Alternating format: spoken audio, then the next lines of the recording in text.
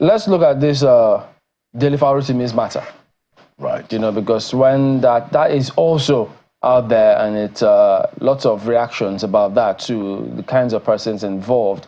But you've seen the visuals of how the officials of Ekiti State Police Command came into Lagos, and all the narrative as to Zone 2 didn't even know, as they say, in Lagos, how did this happen? So what's going on? So what do you make of all of this? Well, you know, I think the first place to start is that now we know it's in the public space that Pa Afe Babalola, Senior Advocate of Nigeria, a legal luminary that we all respect, felt that he's been libeled, you know, and I think there are very significant proof to say that, okay, you know, I mean, if you read the book and watch the interviews, you know, I mean, I don't think Farotimi himself made any pretensions that he's actually going after this guy. So there is a basis for Afe Babalola to be aggrieved, and there's a basis for him to pursue redress.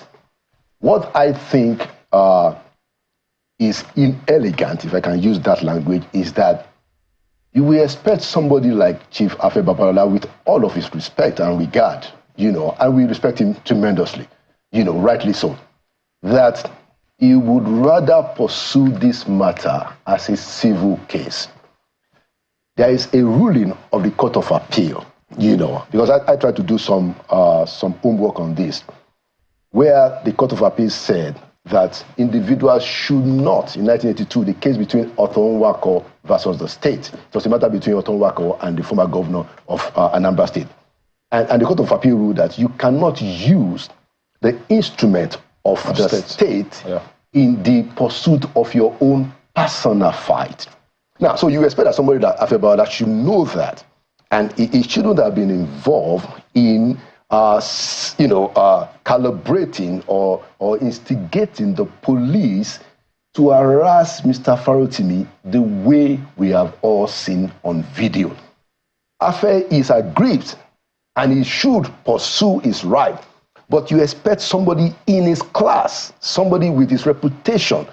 What he represents is Afe Babalola is an icon in Nigeria. So you will expect him to put that in view and rather seek a civil process. I mean, it's interesting the words that you used. I don't want to lose my thought. You said inelegant. Inelegant doesn't mean wrong, does it? Was he wrong? Well, so legally, to the extent that he felt aggrieved, you know, lawyers have said that he had two options. He could go the civil, he could go the criminal. But there's a Court of Appeal ruling, okay? You know, where the justices in 1982 said it is not right to use state resources for a personal fight. You know, initially what we were hearing was libel, defamation. Then we started hearing cyber bullying. Yeah. I think that added bit to the charges that they're bringing up against Mr. Farotimi. In many ways says, okay, well, if that's there, we're looking at it really strictly from a legal perspective, then yeah, it may be inelegant, but he's not wrong. No, but why I think it's wrong is that the Court of Appeal said you shouldn't do that. You know, I mean, Afe Babalola is not a more lawyer in this country. And you look at people like that. Some of us grew up in school. You know, I grew up in Ibadan, where Afe practice was. Afe was like a mini god. You know, so you expect people like that to be above board. That's the point. That's my own point. The NBA, he will get his redress in the civil case. And the NBA put up a statement, and they said that even in the place where he was arrested, that the state had decriminalized that kind of action. Yeah. And so if you send police from Ekiti to go to Lagos, where the matter has been decriminalized, you drive him from there to Ekiti, that suggests that the police, this might be aimed at intimidating and harassing. Yeah, and that's why I'm really concerned for our first reputation indeed, because the whole world is watching this saga and what the police are doing in the name of Afe Babalola.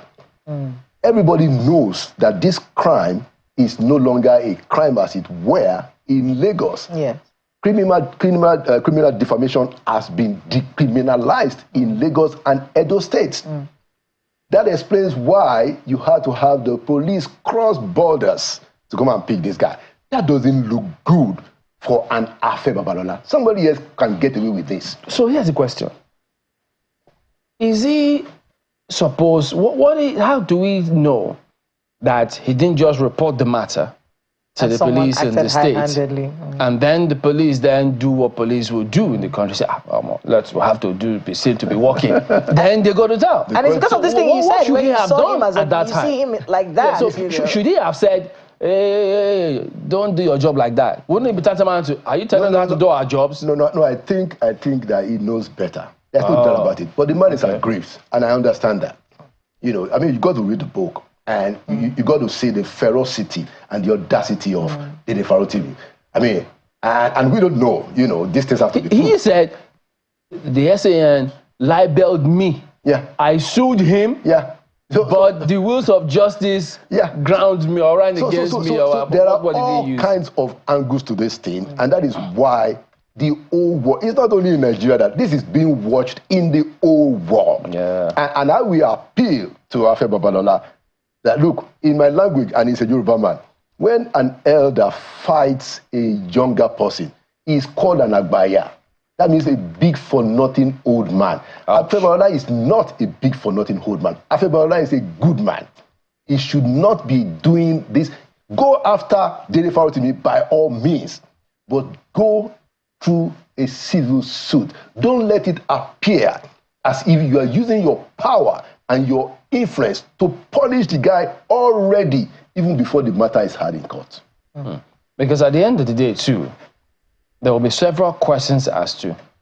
It means that, in fact, the other component to this is there's those who argue, but wait a minute, if we say the matter has been decriminalized in the state, what if the matter is, because I've not seen the charge sheet, if they say, because we understand he's been remanded until, is it December 10 or something like that? Yeah. If they then say, well, about cyberbullying, does he have jurisdiction? Well, you know, I think that Femi Falana has explained quite a few of the amendments to the cyberbullying that people no longer, that people have not actually caught up with. Thank God for people like, you know, Femi Falana in this country who can educate even those of us who are not lawyers. Yeah. Because you find out that lawyers will rather just take that aspect that favors them and they will concede. As always. Some lawyers, not every lawyer, they will concede. They look for the lacuna. Exactly. You know, but you have someone like Femi Falana who will say, look, this is it. So I don't think the cyberbullying stuff is as bad as it is because there has been some amendment. I think what is being used here is this criminal defamation, which is still in the criminal code, you know, which still runs in southern Nigeria. I understand that in northern Nigeria, they use the penal code. Both of those codes, criminal and penal codes, they are vestiges of colonial rule. It's not meant for free people. We are free people, you know, and that's why Lagos, and again, you must give the people in Lagos the credit, you know, and then Edo, they said, no, here, you cannot do criminal defamation. You know, and that is where everybody should go. That's where we should go as civilized people, free people. I wonder what all these other states are just doing. If they, sometimes you just wonder what they do when certain things, anyway, one should know better. They always want to muzzle people.